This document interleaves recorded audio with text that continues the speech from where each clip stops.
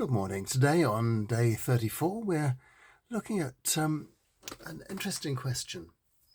Those who wrote the Bible, were they aware that they were expressing a personal opinion about what God was saying to the world?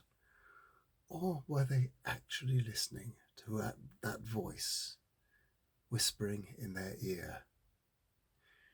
Let's have a look at Deuteronomy chapter 32, verses 21 to 22, and listen and see if we can tell the one from the other.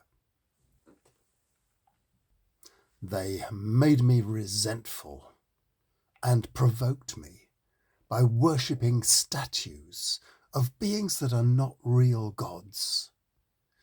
So I will make them resentful and provoke them with a foolish notion that is not really a people. My anger burst into flames. It burns deep in Sheol, burning the earth and its crops, setting fire to the roots of the mountains. The commentators that I've read skip quickly over verses like these, as if they are embarrassed by them. I think such words deserve comment. I think they deserve comment because they come from the heart of a reformer who sees his people straying away from the great and real God who loves them towards a different faith that is filled with fear and superstition. The writer wears his heart on his sleeve and is not embarrassed to expose his feelings by putting them in the mouth of God, using what we can easily recognize as the imagery of a volcano. These words, written before the Babylonian conquest of Judah and the exile that followed it, were preserved and helped the people during and after their liberation to come to terms with what had gone wrong and to appreciate the faith that had been preserved. Here we see the raw emotion that accompanied the reforms of Josiah, which I mentioned yesterday.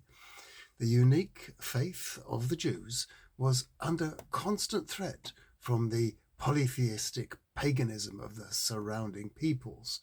Scared by crop failures and frightening volcanic eruptions, the people had been turning to inadequate imaginary gods made from the human imagination and given impressive physical form by sculptors. Our God, our real God, is existence itself, the source of all that is, who claimed the name Yahweh, I am that I am. No mere representation of a human idea can come close to the ultimate reality of God. Not even these words can do that. In the face of all human conflict and disaster, in the face of the beautiful and fruitful earth and the cosmos in which it sits, we stand amazed in awe of the real and living God. Tomorrow we come back to an interesting bit of history, and it's all about entitlement. We'll come to that tomorrow on day 35. See you then.